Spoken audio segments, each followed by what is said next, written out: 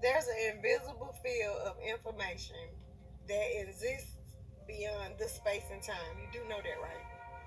So that invisible field doesn't consist of matter, particles, physical things, people, objects. Time don't even exist in that field.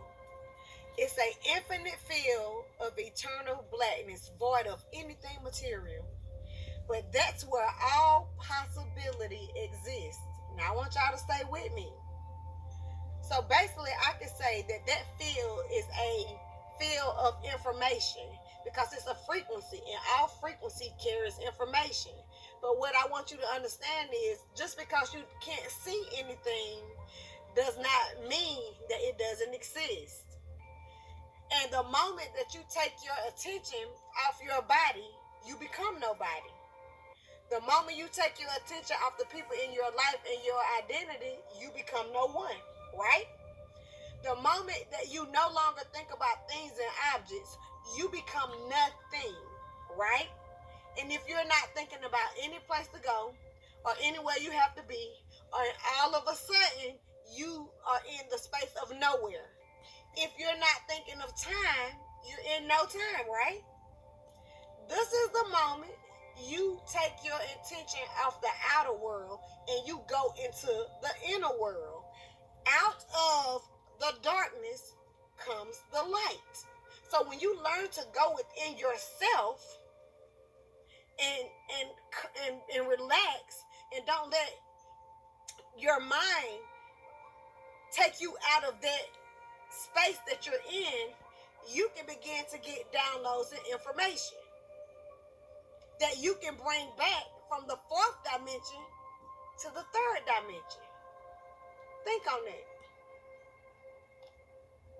This realm that I'm speaking on, which is the fourth and the fifth dimension, you can't take your physical body there. This is what our ancestors were doing. This is why they were so great. You cannot take your physical body into the other dimensions. You don't take your problems there. You don't take your physical being there.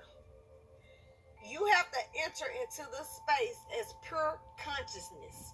Your etheric body, not your physical body. It's like you have to take the body out the equation or take the clothes off and go into the space naked.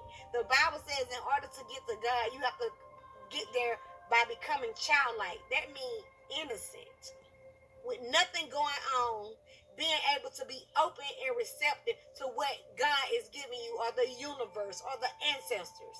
It's whatever you plug into that's going to give you the information. So if I say I'm going to talk to my ancestors and I put my energy on my ancestors, that's who I'm going to commune with in that realm. I'm going to commune with the ancestors in that realm because they no longer have a body. They're here with us, but they no longer have a body. There's nothing spooky about it. You know, you have like situations where people try to make you think it's spooky, but it's not spooky. All you have to do is try, and then you will see that you can leave this physical body and go into the fourth and the fifth dimension and communicate. You can do it with deities. You can do it with your ancestors.